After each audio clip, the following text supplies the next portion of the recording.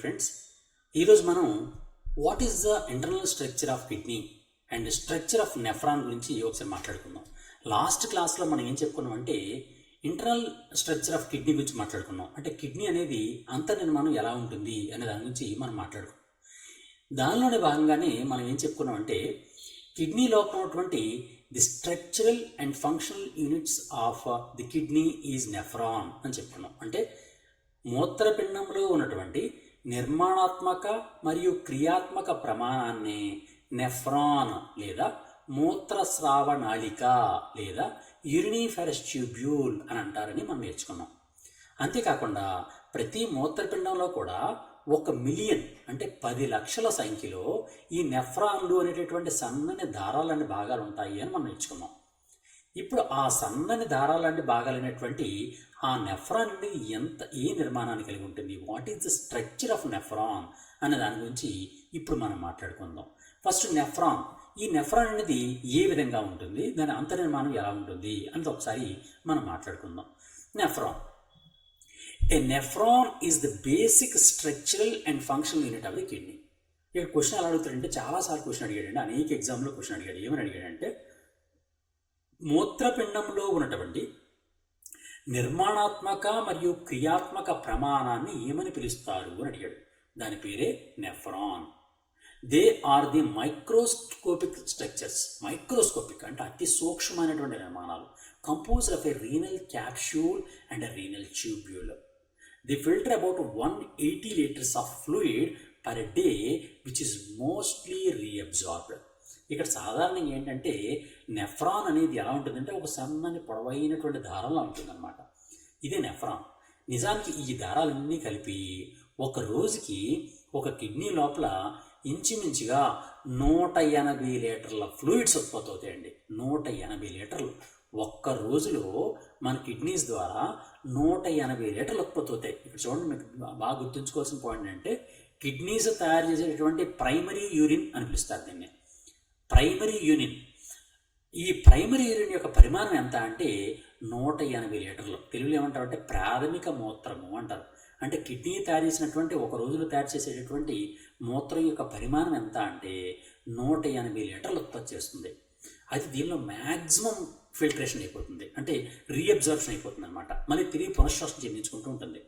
కేవలం ఒక రోజుకి ఒకసారి క్వశ్చన్ అడిగాడంటే ఒక ఆరోగ్యవంతమైనటువంటి మానవుడు ఒక్క రోజులో ఎంత మూత్రాన్ని విసర్జిస్తాడు, ఎంత పరిమాణంలో మూత్రాన్ని విసర్జిస్తాడు అని అడిగాడు.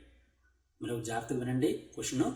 ఒక ఆరోగ్యవంతమైనటువంటి మానవుడు ఒక్క రోజులో ఎంత మూత్రాన్ని, ఎన్ని లీటర్ల మూత్రాన్ని విసర్జిస్తాడు అని క్వశ్చన్ అడిగాడు. How much of quantity of urine shall a healthy man excrete per day. ఒక్క రోజులో ఎంత విసర్జిస్తాడు? సాధారణంగా వర్షాకాలంలో ఎక్కువ విసర్జిస్తారండి, వేసవకాలంలో తక్కువ విసర్జిస్తారని అనుకోకండి. సాధారణంగా ఒక యావరేజ్ చూడాలంటే సంవత్సరం మొత్తం మీద ఒక వ్యక్తి యావరేజ్ చూస్తారు. ఒక రోజు ఎక్కువ, ఒక రోజు తక్కువ అయినప్పుడు మొత్తం యావరేజ్గా క్యాలిక్యులేట్ చేస్తారన్నమాట. ఆ యావరేజ్గా క్యాలిక్యులేట్ చేస్తే ఒక ఆరోగ్యవంతమైనటువంటి వ్యక్తి ఒక రోజుకి 1.5 లీటర్ల నుంచి 1.8 లీటర్ల యూరిన్ని ఉత్పత్తి చేయడం జరుగుతుందన్నమాట. ఇది లీటర్లో చెప్తే.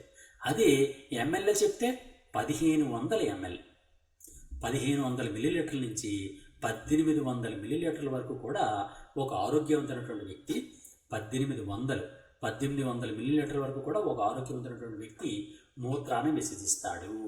ఓకే, ఇది పాయింట్. అలాగే ఇంకో పాయింట్ చెప్తాను. అదేంటంటే ఒక ఆరోగ్యవంతమైన వ్యక్తి ఒక్కరోజు సాధారణంగా యావరేజ్గా సగటున ఒక్క రోజుకి ఎన్నిసార్లు మూత్ర విసర్జన చేస్తాడు?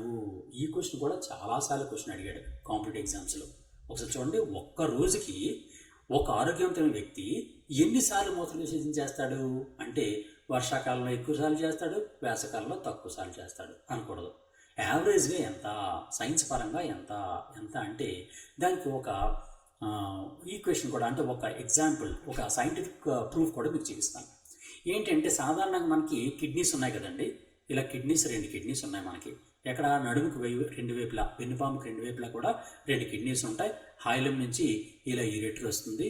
2 యూరేటర్లో కూడా మనం పొత్తి కడుపు, ఏదైతే మన పొత్తి కడుపు ఉంటుందో ఆ పొత్తి కడుపు వరకు యూరిన్ తీసుకొస్తాయి. అక్కడ ఒక సంచి, ఒక బ్లాడర్ ఉంటుంది. ఇలా బ్లాడర్ ఉంటుంది, అంటే మూత్రాశయం అనే భాగం ఉంటుంది. ఇక్కడ యురెత్రా లేదా ప్రసేకం అనే భాగం ద్వారా నీటిని విసర్జిస్తూ ఉంటాడు. కానీ అప్పటిదాకా కూడా ఈ ఏదైతే యూరినరీ బ్లాడర్ ఉందో ఈ యూరినరీ బ్లాడర్లో ఈ మూత్రం అనేది నిల్వ చేయబడుతూ ఉంటుంది. ఈ మూత్రం ఎంత నిల్వ చేయబడుతుంది, దీని యొక్క కెపాసిటీ ఎంత అంటే దీని కెపాసిటీ ఇంచుమించుగా 500 మిల్లీలీటర్లు అనమాట. అంటే హాఫ్ లీటరు, 500 మిల్లీలీటర్లు. అంటే ఒక్కసారి ఒక వ్యక్తి ఎంత మూత్ర విసర్జన చేస్తాడు, 500 మిల్లీలీటర్ల మూత్రాన్ని విసర్జన చేస్తూ ఉంటాడనమాట. అలాంటిది మీకు ఆల్రెడీ చెప్పాను, ఒక వ్యక్తి, ఆరోగ్యవంతమైన వ్యక్తి ఎంత మూత్రం విసర్జిస్తాడో ఒక రోజుకి 1.5 లీటర్లు, ఇంచుమించుగా 1.5 నుంచి 1.8 అనుకోండి, ఇంచుమించుగా 1.5 అనుకోండి. ఇప్పుడు 500 మిల్లీలీటర్లు ఒకసారి కాబట్టి 1500 మిల్లీలీటర్లు ఎన్నిసార్లు చేస్తాడు, 3 సార్లు చేస్తాడు. అందువలన ఒక ఆరోగ్యవంతమైనటువంటి వ్యక్తి 3 సార్లు మూత్ర విసర్జన చేస్తాడు. మూత్ర విసర్జన చేయడాన్ని ఏమని పిలుస్తారంటే మిక్టురిషన్ అనిపిస్తారు. మిక్టురిషన్ అంటే మూత్ర విసర్జన చేయడము. ఈ మూత్ర విసర్జన అనేది ఇంచుమించుగా 3 సార్లు ఒక వ్యక్తి, ఒక ఆరోగ్యవంతమైనటువంటి వ్యక్తి 3 సార్లు మూత్ర విసర్జన చేస్తాడు. దానికి కారణం ఏంటి కూడా ఆల్రెడీ చెప్పాం కదండి. దాని యొక్క మూత్రాశయం యొక్క కెపాసిటీ 500 ml ఉంటుంది.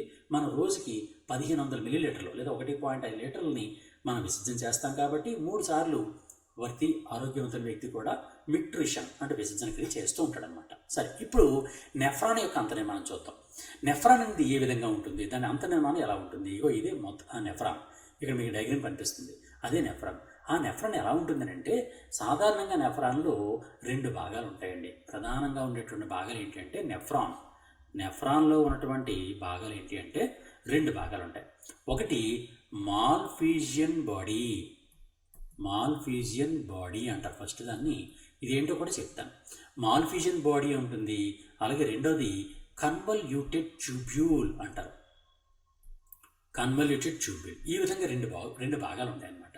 ఇందుకు ఏంటి అంటే సాధారణంగా ఒక నెఫ్రాన్ అనేది ఎలా కనిపిస్తుందంటే ఇగో ఈ విధంగా ఒక కప్పు ఆకారంలో కనిపిస్తుందండి. ఫస్ట్ ఇది ఒక కప్పు, ఈ విధంగా ఒక క్యాప్సూల్ ఒక కప్పు ఆకారంలో ఉంటుందన్నమాట. ఈ కప్పు లోపలికి ఒక రక్తనాళం అనేది లోపలికి రక్తాన్ని తీసుకెళ్తూ ఉంటుంది. ఇలాగా ఒక రక్తనాళం లోపలికి రక్తాన్ని తీసుకెళ్తూ ఉంటుంది. ఈ రక్తాన్ని ఈ కప్పులోకి తీసుకెళ్తున్నటువంటి రక్తనాళాన్ని ఎఫరెంట్ ఆర్టీరియోల్ అంటారు. అలాగే మరో రక్తనాళం అనేది ఈ కప్పు లోపల నుంచి రక్తాన్ని బయటికి తీసుకెళ్తుంటుంది. కప్పు లోపల నుంచి బయటికి రక్తాన్ని తీసుకెళ్లేదాన్ని ఎఫరెంట్ ఆర్టీరియోల్ అంటారు. జాగ్రత్త గుర్తుంచుకోండి, దీని పేరు ఎఫరెంట్. ఈ పదాలు జాగ్రత్త గుర్తుంచుకోండి. అంటే ఎఫరెంట్ బ్లడ్ వెసల్ అనేది it will carry the blood in to the Malpighian capsule. ఈ మొత్తాన్ని ఏమంటారంటే మాల్ఫీజియన్ క్యాప్సూల్ అంటారనమాట. And efferent blood vessel will carry out side the Malpighian capsule అనమాట.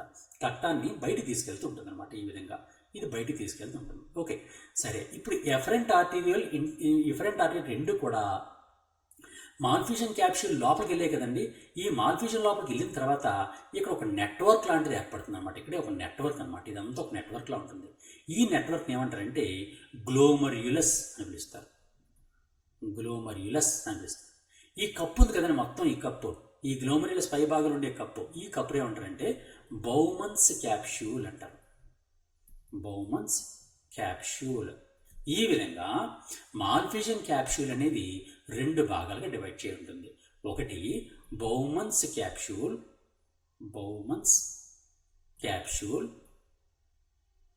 క్యాప్సూల్ అండ్ రెండవది గ్లోమర్యులస్.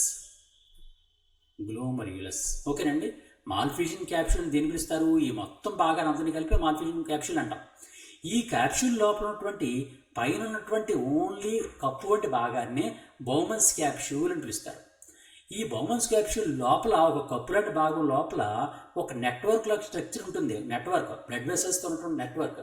ఆ నెట్వర్క్ని గ్లోమర్యులస్ అంటారు. ఈ విధంగా బౌమన్స్ క్యాప్సూల్ని గ్లోమర్యులస్ని కలిపి మాల్ఫీజియన్ బాడీ అని పిలుస్తారు అనమాట. నెక్స్ట్ వన్ కన్వల్యూటెడ్ ట్యూబ్యూల్ అనేది 3 రకాలుగా ఉంటుందండి. కన్వల్యూటెడ్ ట్యూబ్యూల్ని 3 రకాలుగా చేస్తుంటారు. ఏంటి అంటే ఒకటి ప్రాక్సిమల్ కన్వల్యూటెడ్ ట్యూబ్యూల్ అండ్ చిట్ట చివరి దాన్ని డిస్టల్ కన్వల్యూటెడ్ ట్యూబ్యూల్ మధ్యలో ఉన్నదాన్ని హెన్లీస్ లూప్, హెన్లీస్ లూప్ అని పిలుస్తారు. ఈ విధంగా ఇందుకే కన్వల్యూటెడ్ ట్యూబ్యూల్ అంటే ఏంటి చెప్తాను. బౌమన్స్ క్యాప్సూల్ ఉంది కదండి, ఈ బౌమన్స్ క్యాప్సూల్ అనేది వెనకాతలకి ఒక గొట్టంగా మారుతుంది అన్నమాట. ఇలా సన్నగా ఒక గొట్టంగా మారుతుంది. ఇలా అనేకమైనటువంటి మెలికలు తిరిగినటువంటి ఒక గొట్టంగా ఏర్పడుతుంది. ఈ గొట్టం అనేది ఇలా ముందుకు ప్రయాణం చేసి ఈ విధంగా ఉంటుందన్నమాట. ఈ విధంగా బౌమన్ క్యాప్సూల్కి దగ్గరలో ఉన్నటువంటి ఈ గొట్టాన్ని అంటే ఈ ట్యూబ్యూల్ని ఒకసారి డయాగ్రమ్ వేసిన తర్వాత మీకు మళ్ళీ వివరిస్తాను. ఈ విధంగా ఉంటుందన్నమాట. దీని డయాగ్రామ్ అనేది ఈ విధంగా ఉంటుంది. ఇప్పుడు చూడండి, ఈ విధంగా ఉంది. ఫర్ ఎగ్జాంపుల్ ఇప్పుడు బౌమన్స్ క్యాప్సూల్ ఇలా ఉంది కదండి, ఈ బౌమన్స్ క్యాప్సూల్కి దగ్గరలో ఒక ట్యూబ్యూల్ ఉంది. ఈ ట్యూబ్యూల్ని ప్రాక్సిమల్ కన్వల్యూటెడ్ ట్యూబ్యూల్ అని పిలుస్తారు. ఈ ప్రాక్సిమల్ కన్వల్యూటెడ్ ట్యూబ్యూల్ వెనక్కి వెళ్ళి ఇక్కడ ఒక హెయిర్ పిన్ ఉంటుంది కదండి, అమ్మాయిలు వాడుకునే హెయిర్ పిన్. ఆ హెయిర్ పిన్ ఆకారంలో అంటే యూ షేప్లో అనమాట, హెయిర్ పిన్ ఆకారంలో ఒక ట్యూబ్ కింద మారుతుంది. ఈ హెయిర్ పిన్ ఆకారంలో ఉన్నటువంటి ట్యూబ్ని హెన్లీస్ లూప్ అని పిలుస్తారు. హెన్లీస్ లూప్. హెన్లీస్ లూప్కి చివరి భాగంలో మళ్ళీ గొట్టం అనేది లావుగా మందంగా తయారవుతుంది. ఈ విధంగా ఏర్పడుతుంది. ఇది కొంచెం లావుగా ఉంటుంది అనమాట మిగిలిన దానికన్నా. దీన్ని ఏమంటారంటే డిస్టల్ కన్వల్యూటెడ్ ట్యూబ్యూల్ అంటారనమాట. ఇది డిస్టల్ కన్వల్యూటెడ్ ట్యూబ్యూల్, ఇది డిస్టల్ కన్వల్యూటెడ్ ట్యూబ్యూల్. ఈ విధంగా కన్వల్యూటెడ్ ట్యూబ్యూల్ అంటే ఒక ట్యూబ్ అనమాట. దీని నుంచి బౌమన్స్ క్యాప్సూల్ నుంచి వచ్చినటువంటి ట్యూబ్ని కన్వల్యూటెడ్ ట్యూబ్యూల్ అంటారు. ఈ కన్వల్యూటెడ్ ట్యూబ్యూల్ని 3 రకాలుగా చేస్తారు. Proximal convoluted tubule, Henle's loop, distal convoluted tubule. Proximal అంటే దగ్గరలోని అని అర్థం, డిస్టల్ అంటే దూరంగా ఉన్న. తెలుగులో కూడా ఏంటి అని అంటే బౌమన్ క్యాప్సూల్కి బౌమన్ క్యాప్సూలే లేదా దాన్ని బౌమన్స్ గుళిక అని పిలుస్తారు. గ్లోమరులస్కి గ్లోమరులస్ అని పిలుస్తారు. ప్రాక్సిమల్ కన్వల్యూటెడ్ ట్యూబ్యూల్ ఏమంటారంటే సమీపస్థ సమ్మళిత నాళిక అంటారు. ఈ కన్వల్యూటెడ్ ట్యూబ్యూల్ తెలుగులో ఏమంటారంటే సంవళిత నాళిక అని పిలుస్తారు. ఈ సమ్మళిత నాళిక 3 రకాలుగా ఉంటుంది. ఒకటి, ఈ బౌమన్ క్యాప్సూల్కి దగ్గరలో ఉన్నదాన్ని సమీపంలో ఉంది కాబట్టి దీన్ని సమీపస్థ సమ్మళిత నాళిక లేదా ప్రాక్సిమల్ కన్వల్యూటెడ్ ట్యూబ్యూల్ అంటారు. ఈ కన్వల్యూటెడ్ ట్యూబ్యూల్లో దూరంగా ఉన్నది కదండి, ఇది ఇలా దూరంగా ఉన్నది. ఈ దూరంగా ఉన్నదాన్ని ఏమన్నాం, డిస్టల్ కన్వల్యూటెడ్ ట్యూబ్యూల్ అన్నాం. తెలుగులో ఏమంటామంటే దూరస్థ సమ్మళిత నాళిక అంటాం. అంటే దూరంగా ఉన్నది కాబట్టి దాన్ని దూరస్థ సమ్మళిత నాళిక అంటారు. సమీపస్థ సమ్మళిత నాళికకు దూరస్థ సమ్మళిత నాళికకు మధ్యలో ఉన్నటువంటి హెయిర్ పిన్ ఆకారంలో ఉన్నటువంటి ఈ భాగాన్ని హెన్లీసిక్యము లేదా హెన్లీస్ లూప్ అని పిలుస్తారు. దీని తెలుగులో హెన్లీసిక్యము అని పిలుస్తారు. ఈ విధంగా proximal convoluted tubule, Henle's loop, distal convoluted tubule అని 3 ట్యూబ్యూల్స్ ఉంటాయి. ఈ 3 ట్యూబ్యూల్లో చివరికి వెళ్ళిన తర్వాత డిస్టల్ కన్వల్యూటెడ్ ట్యూబ్యూల్ అనేది మరొక పైప్లో తెరుచుకుంటుంది, ఒక ట్యూబ్లో తెరుచుకుంటుంది. ఈ ట్యూబ్ని ఏమంటారంటే కలెక్టింగ్ ట్యూబ్యూల్ అంటారు. కలెక్టింగ్ ట్యూబ్యూల్ లేదా సేకరణ నాళము అంటారు. సేకరణ నాళము. సరేనా? సరే, ఈ విధంగా ఇప్పుడు చూడండి, ఫస్ట్ బ్లడ్ అనేది, రక్తం అనేది ఇక్కడ చూడండి ఎఫరెంట్ బ్లడ్ వెసల్ ద్వారా లోపలికి వెళ్తుంది, ఇఫరెంట్ బ్లడ్ వెసల్ బయటకు వస్తుంది. ఈ ఎఫరెంట్ ఎఫరెంట్కి మధ్యలో ఒక నెట్వర్క్ అనే నిర్మాణం ఉంది ఇందులోని బౌమన్ క్యాప్సూల్లోని. దాన్నే గ్లోమరులస్ అన్నాం. ఆ గ్లోమరులస్లో ఏం జరుగుతుందంటే హైయెస్ట్ ప్రెషర్ ఉంటుంది. అక్కడ ప్రెషర్ వలన అక్కడ ఫిల్టరేషన్ జరుగుతుంది. దాన్ని ఏమంటారంటే అల్ట్రా ఫిల్టరేషన్ అంటారు. ఆ అల్ట్రా ఫిల్టరేషన్ జరిగి అక్కడ మూత్రం ఏర్పడుతుంది, అంటే యూరిన్ ఏర్పడుతుంది. ఆ ఏర్పడిన మూత్రం అనేది ప్రాక్సిమల్ కన్వల్యూటెడ్ ట్యూబ్యూల్ ద్వారా ప్రయాణం చేస్తూ హెన్లీస్ లూప్లోకి వచ్చి హెన్లీస్ లూప్ నుంచి దూరస్థ సమ్మళిత నాళిక అంటే డిస్టల్ కన్వల్యూటెడ్ ట్యూబ్యూల్కి వెళ్తుంది. డిస్టల్ కన్వల్యూటెడ్ ట్యూబ్యూల్ నుంచి కలెక్టింగ్ ట్యూబ్యూల్ ద్వారా మన కిడ్నీస్ లోపల ఉన్నటువంటి, ఇంతకుముందు పెల్విస్ అని చెప్పాను నేను, ద్రోణి అని చెప్పాను, ఆ ద్రోణి భాగంలో తెలుస్తుంది. ద్రోణి భాగం నుంచి యురేటర్ మూత్రనాళము ద్వారా మూత్రాశయము లేదా యూరినరీ బ్లాడర్లోకి వస్తుంది అనమాట. యూరినరీ బ్లాడర్ నుంచి బయటికి విసర్జించబడుతూ ఉంటుంది. ఈ విధంగా ఒక నెఫ్రాన్ అనేది అంత నిర్మాణం కలిగి ఉంటుంది. ఇప్పుడు మళ్ళీ ఒక్కసారి డీటెయిల్ చెప్తాను చూడండి. Nephron is found by మాల్ఫిజియన్ body and renal tubule. Nephron అనే దానిలో 2 భాగాలు ఉంటాయి. ఒకటి మాల్ఫిజియన్ బాడీ, ఇంకోటి renal tubule. At one end, the tube is closed, folded and expanded into double-walled, a cup-like structure called Bowman's capsule or renal capsular capsule, which encloses a cluster of microscopic blood vessels called glomerulus. ఇదంతా ఏంటి అంటే nephron ఉంది కదండి, nephron యొక్క ప్రారంభం అనేది ఒక cup వంటి భాగం ఉంటుంది. ఆ కప్పు వంటి భాగాన్ని బౌమన్ క్యాప్సూల్ అంటారు. బౌమన్ క్యాప్సూల్ లోపలికి ఆ ఒక రక్తనాళాలన్నీ వెళ్ళి ఒక నెట్వర్క్ ఏర్పడుతుంది. ఆ నెట్వర్క్నే గ్లోమెరులస్ అంటారు. ఓకే, దీని అంతని కలిపి మాల్ఫిజియన్ బాడీ అంటారు. ఇది మనం చెప్పుకోవాల్సింది. దాని తర్వాత ఏమైంది, బౌమన్ క్యాప్సూల్ నుంచి ఒక కంప్లీట్గా ఒక ట్యూబ్ వచ్చింది. ఆ ట్యూబ్ని ఏమంటారంటే రీనల్ ట్యూబ్యూల్, అంటే మొత్తం ట్యూబ్ అంతా కలిపి కన్వల్యూటెడ్ ట్యూబ్యూల్ లేదా రీనల్ ట్యూబ్యూల్ అంటారు. ఈ కన్వల్యూటెడ్ ట్యూబ్యూల్ లేదా రీనల్ ట్యూబ్యూల్ అనేది 3 భాగాలు. ఒకటి ప్రాక్సిమల్ కన్వల్యూటెడ్ ట్యూబ్యూల్, ఇక్కడ ఇచ్చాను చూడండి, proximal convoluted tubule, loop of హెన్లీ, అంటే దాన్ని యూ షేప్డ్ పోర్షన్ అని చెప్పుకున్నాం. యూ షేప్లో ఉంటుంది అని చెప్పుకున్నాం కదండి, అంటే హెయిర్ పిన్ ఆకారంలో ఉంటుందని చెప్పాను. U shape or hair pin ఆకారంలో ఉంటుంది, దాన్ని లూప్ ఆఫ్ హెన్లీ అంటారు. అలాగే డిజిటల్ కన్వల్యూటెడ్ ట్యూబ్యూల్ అని 3 రకాలైనటువంటి పైప్స్ అనేవి ఉంటాయి. అది డిజిటల్ కన్వల్యూటెడ్ ట్యూబ్యూల్ చివరికి కలెక్టింగ్ ట్యూబ్యూల్గా వెళ్ళిపోతుంది. ఇది ఇప్పుడు మీరు ఈ డయాగ్రామ్ చూస్తే మీకు ఈజీగా అర్థమవుతుంది. చూడండి, ఇది బౌమన్ క్యాప్సూల్. ఇక్కడ మనం బౌమన్ క్యాప్సూల్ చూస్తున్నాం. ఇక్కడ కప్ లాంటి స్ట్రక్చర్ ఉంది కదా, ఈ కప్ లాంటి స్ట్రక్చర్ అందుకే బౌమన్ క్యాప్సూల్. ఈ బౌమన్ క్యాప్సూల్ లోపల ఏముంది, ఒక రక్తనాళాల వరుస క్రమం ఉంది, నెట్వర్క్ ఉంది. ఆ నెట్వర్క్ అందరినీ కలిపి గ్లోమెరులస్ అన్నాం. ఈ గ్లోమెరులస్ అయిన తర్వాత బౌమన్ క్యాప్సూల్. బౌమన్ క్యాప్సూల్ వెనకాల ఒక ట్యూబ్ ఉంది, ఇలా ఒక ట్యూబ్ ఉంది. ఈ ట్యూబ్లో మొట్టమొదటి ట్యూబ్ అంతని కలిసి ఏమంటాం, ప్రాక్సిమల్ కన్వల్యూటెడ్ ట్యూబ్యూల్ అంటాం. దాని తర్వాత ఇక్కడ చూడండి సన్నగా ఉన్నటువంటి ఒక లూప్ ఉంది, దీన్ని హెన్లీస్ లూప్ అంటాం.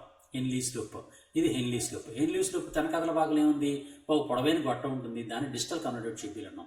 డిజిటల్ కన్వల్యూటెడ్ ట్యూబ్యూల్ అనేది ఎక్కడ సెలెక్ట్ అయింది, ఇది కలెక్టింగ్ ట్యూబ్యూల్. కలెక్టింగ్ ట్యూబ్యూల్ అనే దానిలోకి కలెక్ట్ అవుతుంది అనమాట. ఈ విధంగా నెఫ్రాన్ అనేది దాని యొక్క అంత నిర్మాణం అనేది సాధారణంగా కలిగి ఉంటుంది అనమాట.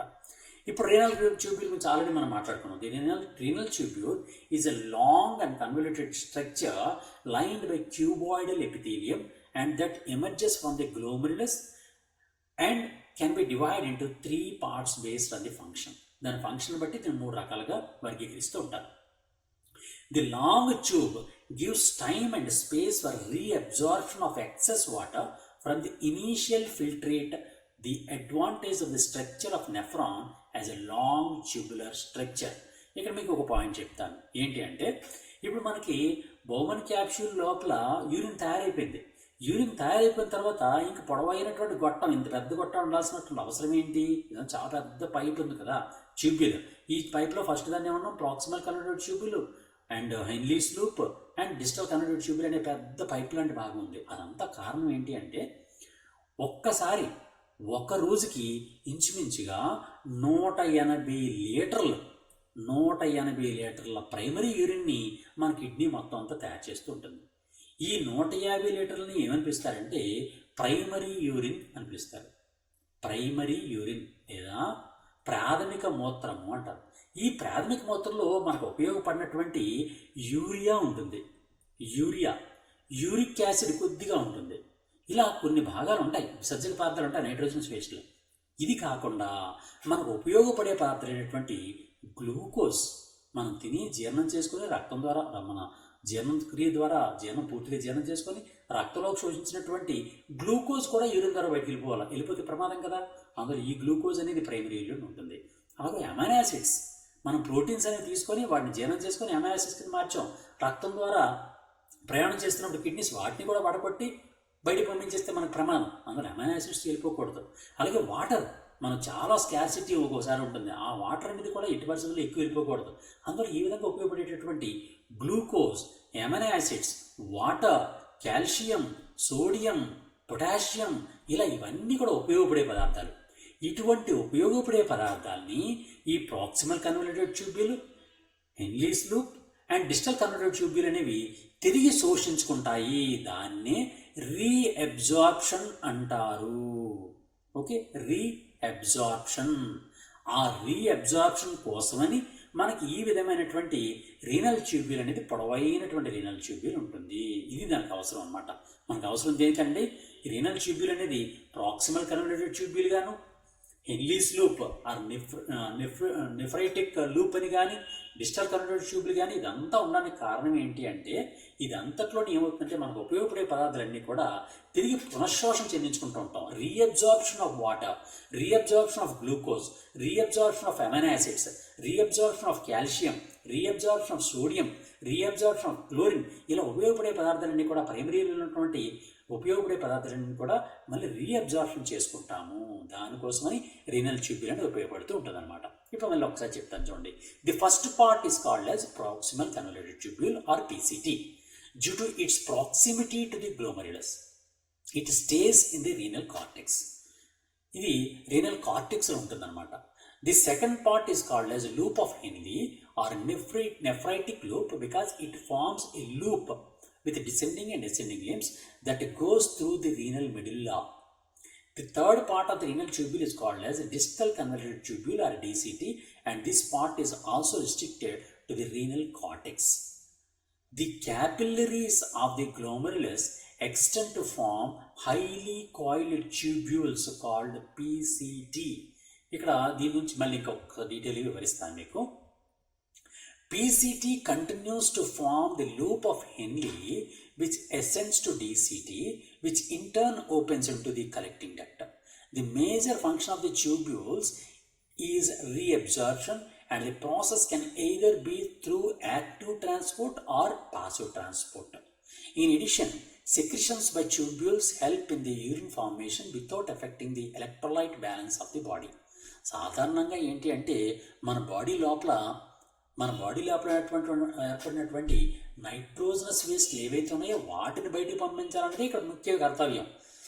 ఆ నైట్రోజన్ వేస్ట్ అన్నీ కూడా passive transport are active transport అనే రెండు క్రియలు ఉంటాయి, రెండు పనులు ఉంటాయి అన్నమాట. ఆ యాక్టివ్ ట్రాన్స్పోర్ట్ ద్వారాను మరియు పాసివ్ ట్రాన్స్పోర్ట్ ద్వారా కూడా ఈ కొన్ని నత్రజని క్షాలన్నీ కూడా నత్రజనికి సంబంధమైనటువంటి వ్యర్థ పదార్థాలన్నీ కూడా బయటకు వెళ్ళిపోతున్నప్పుడు ఉపయోగపడే పదార్థాలు రీఅబ్జార్ప్షన్ అనేది జరుగుతూ ఉంటుందన్నమాట.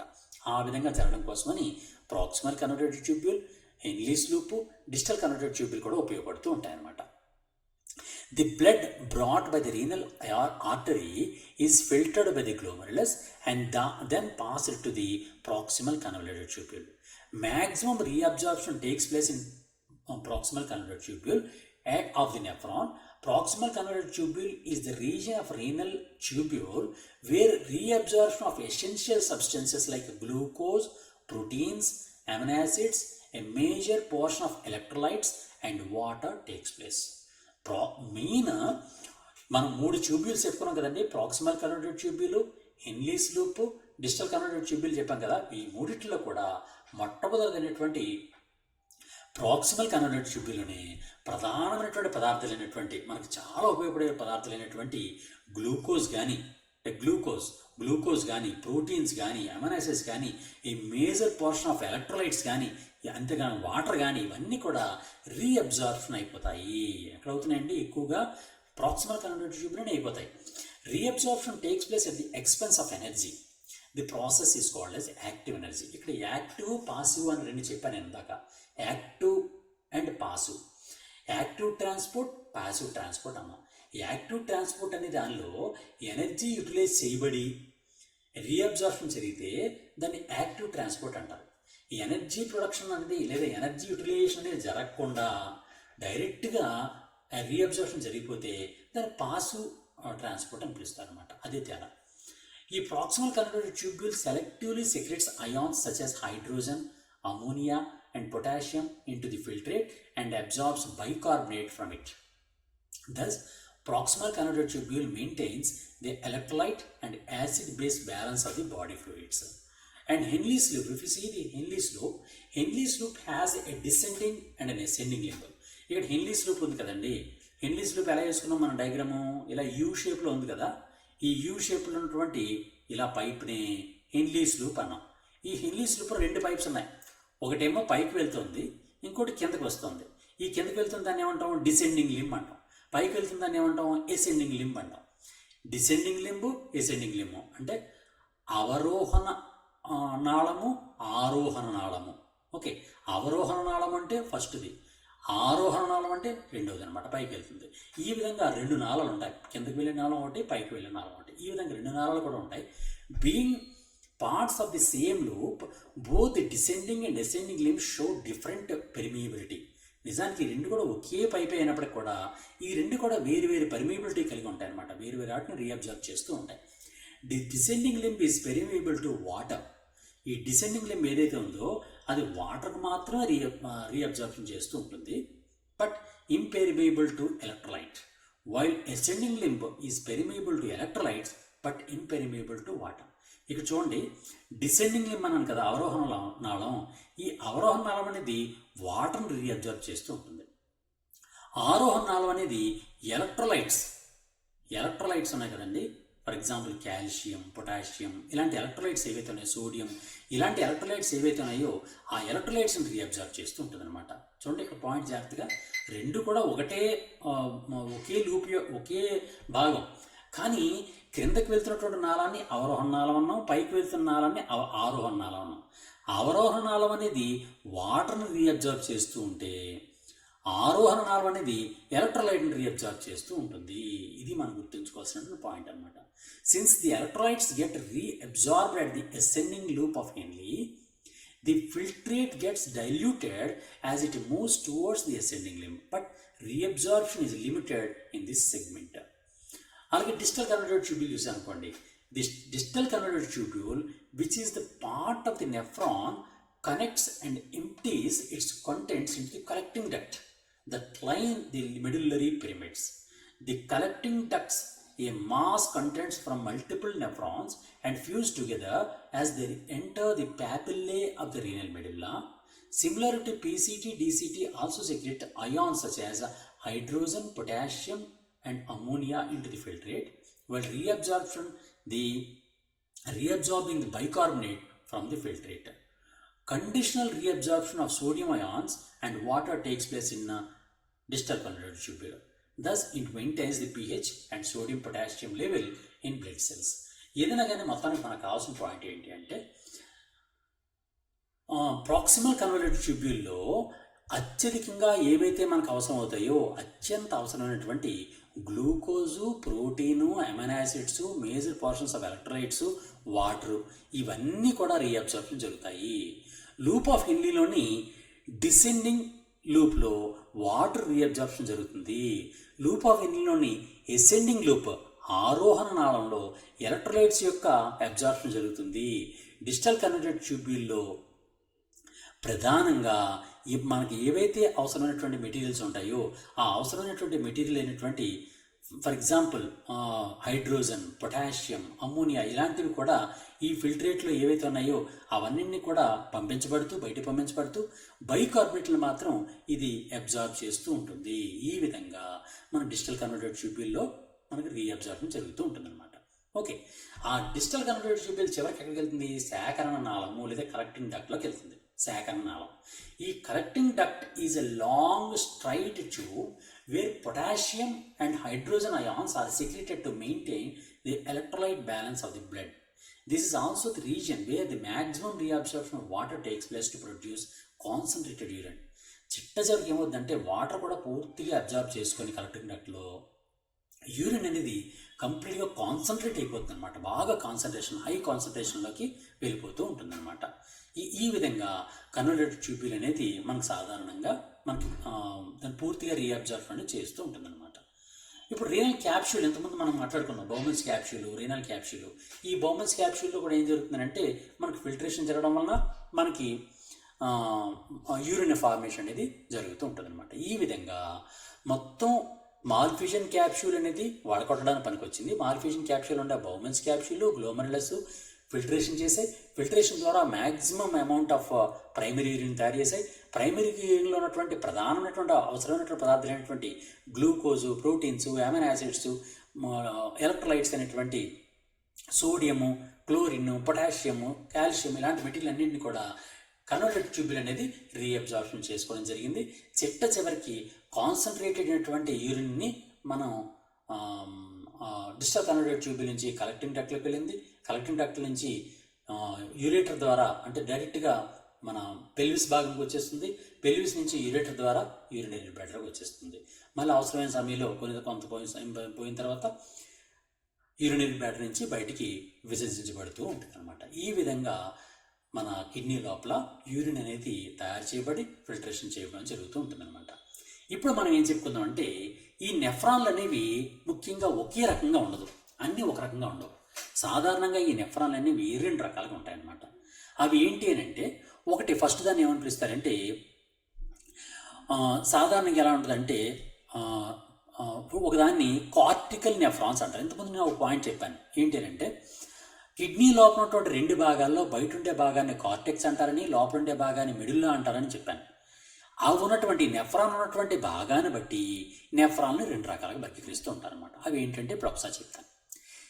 Cortical nephrons, first one is cortical nephrons. These are the nephrons present within the cortex. These are short and comprise about 80% of the total nephrons. Next one is juxtamedullary nephron. These have long loops of Henle and extend into the medulla. These are about 20%. ఇక్కడ మీకు ఎలా చెప్తానంటే nephrons అనేవి 2 రకాలు ఉంటాయి. ఆ 2 రకాలు ఎలా డివైడ్ చేశారు అంటే, ఫర్ ఎగ్జాంపుల్ కిడ్నీ ఎలా ఉందండి, ఇలా కిడ్నీ ఎలా ఉంది, ఇది కిడ్నీ. ఈ కిడ్నీలో బయట ఉండే భాగాన్ని కలిపి ఏమన్నాం, కార్టెక్స్ అన్నాం. లోపల ఉండే భాగాన్ని మెడుల్లా అన్నాం. ఇది మెడుల్లా, ఇది కార్టెక్స్.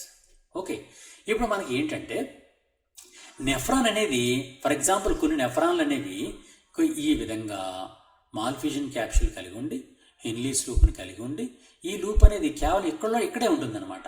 అంటే ఓన్లీ కార్టెక్స్లో మాత్రమే ఉంటాయి ఈ నెఫ్రాన్లు. అలా కార్టెక్స్లో మాత్రమే ఉండే నెఫ్రాన్స్ని కార్టికల్ నెఫ్రాన్స్ అంటారనమాట. కార్టెక్స్లో మాత్రమే ఉండే నెఫ్రాన్లని కార్టికల్ నెఫ్రాన్స్ అంటారు. తెలుగులో చెప్తాను చూడండి. మూత్రపిండం అనేది బయటి భాగాన్ని ఏమంటాం, వల్కలము అంటాం. లోపల ఉండే భాగాన్ని ఏమంటాం, దవ్వ అంటాం. ఈ వలకలం భాగంలో మాత్రమే వ్యాపించి ఉన్నటువంటి నెఫ్రాన్లని వల్కల నెఫ్రానులు లేదా కార్టికల్ నెఫ్రాన్స్ అంటారు. ఇంకో కొన్ని ఉంటాయి. అవి ఎలా అంటే కొన్ని నెఫ్రాన్స్ ఎలా ఉంటాయంటే, మాల్ఫిజన్ క్యాప్సూల్ అనేది కార్టెక్స్లో ఉంటుంది. దాని యొక్క ఈ లోపల ఉన్నటువంటి కన్వల్యూటెడ్ ట్యూబ్యూల్ ఉంది కదా, ఆ కన్వల్యూటెడ్ ట్యూబ్యూల్ అనేది మిడిల్లాలో విస్తరించి ఉంటుంది. ఇలాగా మిడిల్లాలో ఉంటుంది అనమాట. ఈ విధంగా కార్టెక్స్లో కేవలం మాల్ఫిజన్ క్యాప్సూల్ మాత్రమే ఉండి మిగిలిన కన్వల్యూటెడ్ ట్యూబ్యూల్ అంతా కూడా దవ్వ భాగంలో ఉంటే అటువంటి వాటిని జక్స్టామెడుల్లరీ నెఫ్రాన్లు లేదా జక్స్టామెడుల్లరీ వల్కలాలు, మెడుల్లరీ వృక్కాలు అని పిలుస్తారు అనమాట. ఓకే అంటే అర్థమైంది కదా. కేవలం కార్టెక్స్లోనే ఉంటే వాటి కార్టికల్ నెఫ్రాన్స్ అంటారు. కార్టెక్స్లో కేవలం మాల్ఫిజన్ క్యాప్సూల్ ఉండి మిగిలిన భాగం అంతా కూడా దవ్వ భాగంలో అంటే మిడిల్లా భాగంలో ఉంటే అటువంటి వాటిని జక్స్టామెడుల్లరీ నెఫ్రాన్లు అంటారు. ఆ విధంగా నెఫ్రాన్ అనేవి 2 రకాలు అనమాట. కార్టికల్ నెఫ్రాన్లు, జక్స్టామెడుల్లరీ నెఫ్రాన్లు. ఇది ఇక్కడ మనం గుర్తుంచుకోవాల్సిన ప్రధానం. ఇక్కడ చూడండి, మీకు ఇక్కడ గమనించినారు, ఇది కార్టెక్స్. ఇగో ఈ భాగం కార్టెక్స్. ఈ భాగంలో మాత్రమే ఉంటే చూడండి, ఈ భాగంలో మాత్రమే ఉంది. ఈ భాగంలో మాత్రమే ఇగో ఈ భాగం ఉంది, ఇది ఉంది. ఈ భాగంలో మాత్రమే వ్యాపించి అత్యధిక భాగం ఉంటే దాన్ని కార్టికల్ నెఫ్రాన్ అంటారు. అలా కాకుండా మరొకటి చూడండి ఎలా ఉందో, మాల్ఫిజన్ క్యాప్సూల్ ఉంది, మిగిలిన కన్వల్యూటెడ్ ట్యూబ్యూల్లో మ్యాక్సిమం పోర్షన్ అంతా కూడా ఎక్కడికి వెళ్ళిపోయింది, మిడిల్లోకి వెళ్ళిపోయింది. ఆ విధంగా మిడిల్లాలో కూడా వ్యాపించినటువంటి ఇటువంటి భాగాలనే జక్స్టామెడుల్లరీ నెఫ్రాన్ అని పిలుస్తారు అనమాట. ఈ విధంగా నెఫ్రాన్లు అనేవి 2 రకాలుగా ఉంటాయి. నెక్స్ట్, అసలు what are the functions of the nephrons? Nephrons యొక్క ఫంక్షన్స్ ఏంటి, ఏం పనిచేస్తాయి అన్నది ఒకసారి మాట్లాడుకుందాం. The primary function of the nephron is removing all waste products including the solid wastes and other excess water from the blood, converting blood into the urine, reabsorption, secretion and excretion of numerous substances. మనకు ఉపయోగపడలేనటువంటి పదార్థాలు ఉంటాయి మన శరీరంలో. Nitrogenous waste material అయినటువంటి అత్యధికంగా ఉన్నటువంటి urea, కొద్ది భాగం ఉన్నటువంటి యూరిక్ యాసిడ్, అలా ఇంకో మరి కొంచెం తక్కువ ఉన్నటువంటి క్రియాటినైన్, ఇలాంటి విసర్జక పదార్థాలన్నీ కూడా నైట్రోజనస్ వేస్ట్ మెటీరియల్ అన్నీ కూడా మన శరీరానికి హానికరం. అలాంటి పదార్థాలన్నీ కూడా ఎక్స్క్రిషన్ బయటికి పంపించడము ఒకటో పని. రెండోది ఏంటి, రీఅబ్జార్ప్షన్. ఏదైతే మనం ఉపయోగపడే పదార్థాలు ఉన్నాయో ఆ ఉపయోగపడే పదార్థాలని తిరిగి పునఃశోషణ చెందించుకోవడము అదొక ప్రధానమైన పని, నెఫ్రాన్ల యొక్క ప్రధానమైన పని అవి. అంతేకాకుండా as the blood passes through the glomerulus with high pressure, the small molecules are moved in to the glomerular capsules and travel through a winding series of tubules. సన్నని నాళాగుండా రక్తం అనేది ప్రయాణం చేస్తూ ఉంటుందన్నమాట వీటిలో.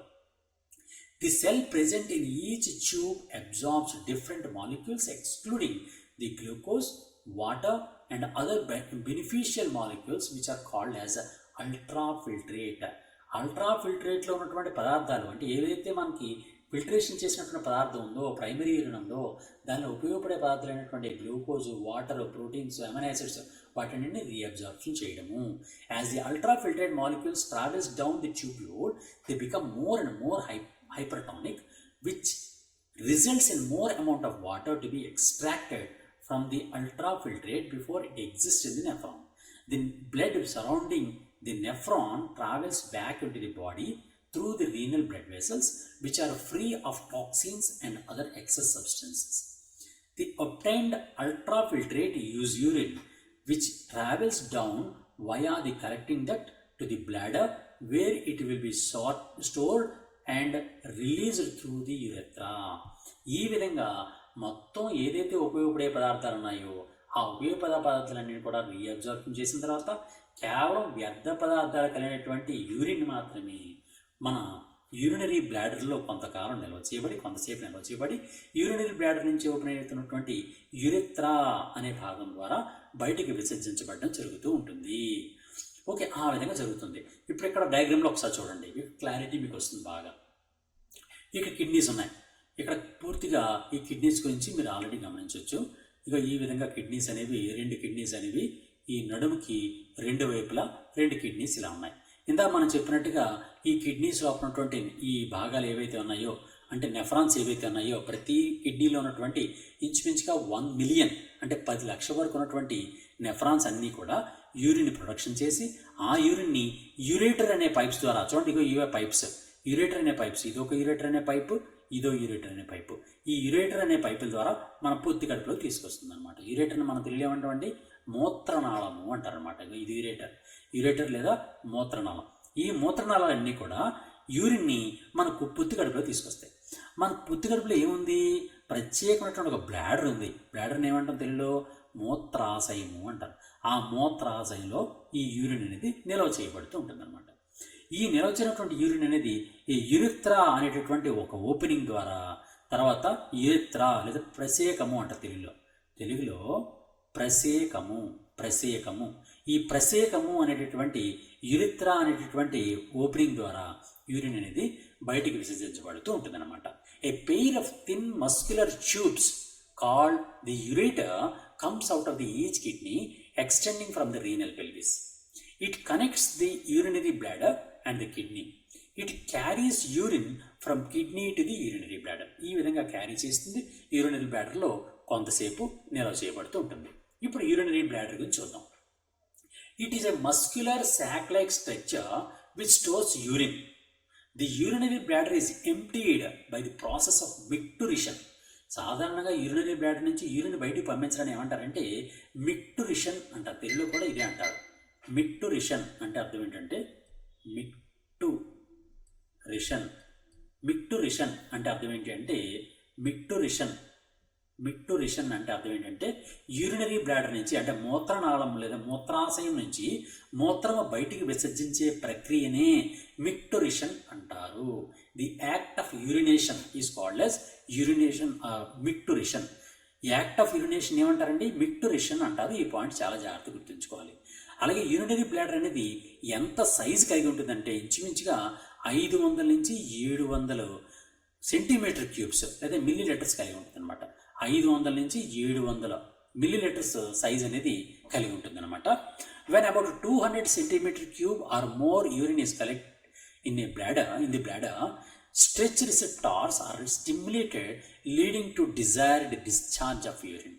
ఎప్పుడైతే యూరినరీ బ్లాడర్ అనేది నిండిందో వెంటనే మనకి ఈ స్ట్రెచ్ రిసెప్టార్స్ అనేవి బ్రెయిన్కి సిగ్నల్స్ పంపిస్తాయి. వెంటనే మనం యూరిన్ డిశ్చార్జ్ అనేది చేస్తూ ఉంటాం అనమాట. ఆ విధంగా యూరిన్ డిశ్చార్జ్ చేయడాన్ని మనం ఏమంటామండి, మిక్టురిషన్ అంటారు. మిక్టురిషన్ ఈ పదం అనేది చాలా చాలా ఇంపార్టెంట్. చాలాసార్లు ఎగ్జామ్స్లో ఈ క్వశ్చన్ రావడం జరిగింది. ఇది మిక్టురిషన్. ఈ విధంగా మెక్టరేషన్ ప్రక్రియ ద్వారా మనకు వెళ్తూ ఉంటుంది. ఎలా వెళ్తుంది? యురిత్రా అనేటటువంటి ఓపెనింగ్ ద్వారా. ఇది యురిత్రా అంటే ఏంటి చూద్దాం. Vas deferens unites with the tube coming from the bladder to form a common passage called urethra. This tube arises from the urinary bladder and helps to expel urine out of the body. In males, it acts as a common route for sperms and urine. యురిత్రా అనేది ఏంటంటే ఒక muscular body అనమాట.